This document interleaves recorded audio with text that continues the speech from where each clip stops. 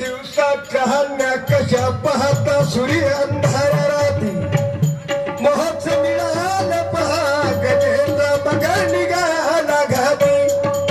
हे यावरतो दिली अंबारी आरावतात जाला पादौड कोकिळे जस कावळा बोलते गाण हिजले रवी तलवार मारती तर शिपाया पुसकून हिजले रवी तलवार मारती तर शिपाया पुसकून उभारा घरी गदा उदंड याने शोभेल का जीवन भीक महत्ता केला समेत स्वर्गी वहा करता घट्टा